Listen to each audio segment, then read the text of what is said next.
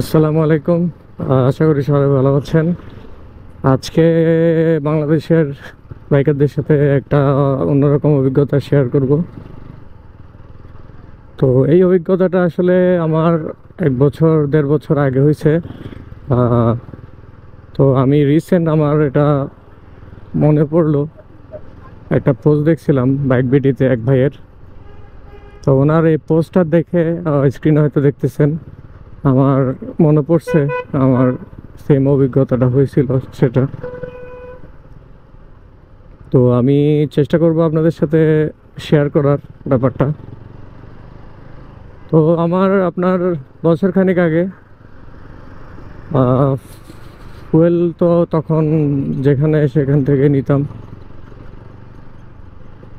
আহ, অতটা আসলে দেখতাম না, কেয়ার করতাম না, সব জায়গা থেকে ফুয়েল নিতাম। কারণ আমরা যেগুলা ভালো পাম্প চিনি বা আছে জানি ওগুলা অনেক দূরে আমার লোকেশন থেকে। তো ওই কারণে সব জায়গা থেকে নেওয়া হতো। তো আমার বাইক নতুন ছিল একদম, 1.5-2 হাজার কিলো চলছে ওই অবস্থাতেই। তো আমি একদিন 500 টাকার ফুয়েল নিয়েছিলাম। আমার বাইক আপনার প্রায় 7 থেকে 8 বার স্টার্ট বন্ধ হয়, 7 থেকে 8 বার স্টার্ট বন্ধ হয়। মেবি আমি ভিডিও করছিলাম, আমি তখন হয়তো বা আমি ভাবছিলাম সমস্যাটা আমার টেসলকের ওয়ারিংয়ের ইস্যুর কারণে হচ্ছে। কিন্তু আমি লাস্ট বারে যখন মানে 5-7 বার যখন স্টার্ট বন্ধ হয়, তো একদম লাস্ট বারে আমি মোটামুটি নয়া বাজারের কাছাকাছি আসতে পারছিলাম মেবি, যতটুক পারছি চালাই। এরপরে টিভিএসের যেটা সার্ভিস সেন্টার আছে হালিশহর, তো ওইটাতে নিয়ে গেছিলাম। তো ওনারা চেক টেক করে দেখলো আসলে এখানে ওয়ারিংয়ের কোনো সমস্যা নাই বা বাইকের কোনো সমস্যাই আসলে নাই। তো পরবর্তীতে ওনারা একটু মালিশ মুলিশ করে দিছে, তখন গাড়ি আবার চাঙ্গা, গাড়ি ফুল চাঙ্গা হয়ে গেছে তখন আবার। আর জানেন তো গাড়ি মেকানিকের কাছে গেলে অটোমেটিক ঠিক হয়ে যায় যত সমস্যা থাকুক। তো মোটামুটি চালাইলাম, 2-4 দিন চালাইলাম।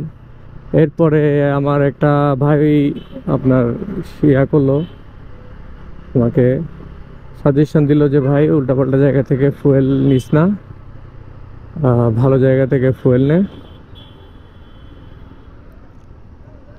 ভালো জায়গা থেকে ফুয়েল নে। তো আমি এরপর আসলে ফুয়েল পাম্প চেঞ্জ করছি, কিউসি থেকে আপনার ফুয়েল নেওয়া শুরু করলাম।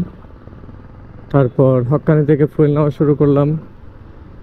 মাঝে মধ্যে আপনার যদি দেরি হয় তাহলে মেনশন থেকে নিই। তো আল্লাহর রহমতে এরপরে আমার সমস্যাটা অটোমেটিক সমাধান হয়ে যায়। তো আমিও অত আসলে খেয়াল করিনি এই ব্যাপারটা যে এটা ফুয়েলের কারণে হয়েছে বা হচ্ছিল। আমি আসলে ওইটা মাথায় ঘামাইনি তখন যখন ঠিক হয়ে গেছে বাইক।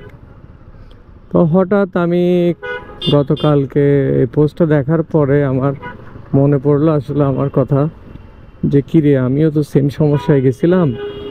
আর ফুয়েল পাম্প চেঞ্জ করার পর আমি আপনার আল্লাহর রহমতে ভালো একটা আউটপুট পাইছি।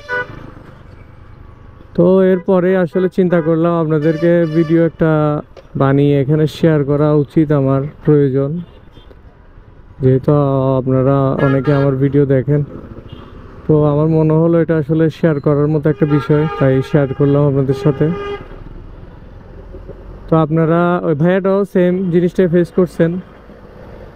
উনি উনি নাকি আপনার তেলটা মানে দ্বিতীয়বার যখন স্টার্ট বন্ধ হয়েছে ওনার, উনি তেলটা আপনার রাস্তায় ফেলে দেখছে। রাস্তায় তো প্রচুর গরম ছিল, হিট ছিল, তাপ ছিল, পানি দিলেই শুকিয়ে যাচ্ছে। কিন্তু ওই যে যিনি তেল দিয়ে ফেলে দেখছেন উনি দেখতেছেন কি 25-30 মিনিট হয়ে গেছে কিন্তু আপনার তেলটা শুকাচ্ছে না। কিন্তু যেখানে পানি শুকিয়ে যাচ্ছে সেখানে পানি শুকানোর আগে অকটেনটা শুকানোর কথা, কিন্তু এটা আসলে শুকায় নাই, দাগ হয়ে গেছে নাকি রাস্তায় একটা, 25-30 মিনিট পরও নাকি শুকায় নাই। তো এটাতে আসলে বুঝতেছেন আমাদের বাংলাদেশের রিফাইনারিগুলোর অবস্থা কি হয়। বাংলাদেশের রিফাইনারিতে সমস্যা আছে, আর নয়তো আপনার এটা যাতায়াত অবস্থায় যখন ডেলিভারি হয় ফুয়েল, তখনই আসলে এখানে ভেজাল মিশানো হয় গাড়িতে। ওই যে ভালো তেলগুলো চুরি করে আপনার ভেজাল তেল মিশানো হয়। এই কারণে আসলে এই সমস্যাগুলা ফেস করে হচ্ছে আমরা টাকা দিয়ে তেল কিনে এই সমস্যাগুলোর সম্মুখীন হয়ে আমরা আমাদের বাইক নষ্ট হয়। তো আমাদের এগুলো আসলে চিন্তা করা উচিত। আমাদের কথা কেউ চিন্তা করবে না, করে নাই আজ পর্যন্ত। দেশে এরকম মানুষ এখনো আসে নাই যে মানুষের কথা, দেশের মানুষের কথা চিন্তা করবে। আর দেশের বাইকারদের কথা অনেক দূরে। তো এটা হচ্ছে কথা। তো এটা হলো আমাদের নিজেদের জায়গা থেকে সচেতন থাকা ছাড়া আমাদের আর কোনো উপায় নেই। তো আমরা চেষ্টা করব আসলে যে যে জায়গায় আছি ওই জায়গা থেকে সচেতন থাকবো আমরা, আর ভালো জায়গা থেকে ফুয়েল নিব। আউল ফাউল জায়গা যেগুলো আছে ওগুলো অ্যাভয়েড করব। আর আপনি একটা জিনিস খেয়াল রাখবেন যে আপনি ভালো জায়গা থেকে যখন ফুয়েল নেবেন আপনার গাড়ি আলাদা একটা স্মুথ আপনাকে একটা আউটপুট দিবে। স্মুথ আউটপুট দিলে আপনি অটোই বুঝবেন আসলে তেলের কোয়ালিটি ফ্যাক্টটা আমি নিজে ফিল করছি।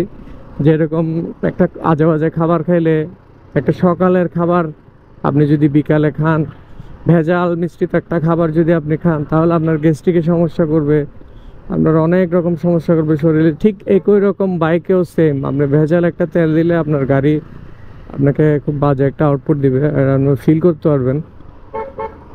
তো এই কারণেই বললাম ভালো একটা তেল খুব ইম্পর্টেন্ট, ভালো মোবিলও খুব ইম্পর্টেন্ট। যাই হোক, এই ছিল ভিডিও। আমি ভিডিও বেশি লং করব না। আশা করি আমার নিউজটা পাইছেন। আর আপনারা কে কী অভিজ্ঞতা এরকম আপনাদের লাইফে হয়েছে আমাকে অবশ্যই শেয়ার করবেন, কমেন্ট করবেন। আপনারা কি এরকম সেম অভিজ্ঞতায় কখনো পড়ছেন কি না, পরে থাকলে অবশ্যই শেয়ার করবেন কমেন্টে। আর কোথা থেকে তেল নেন, কোথাকার তেল ভালো পাইছেন, এগুলোও শেয়ার করবেন। তাহলে একটা নতুন বাইকারদের জন্য আসলে একটা সুবিধা হবে যে এই জায়গার তেলগুলো ভালো। তো তো এই ছিল। ইনশাআল্লাহ অন্য কোনো ভিডিওতে আপনাদের সাথে আবার দেখা হবে। ততদিন ভালো থাকবেন, সুস্থ থাকবেন। আসসালামু আলাইকুম, খুদা হাফেজ।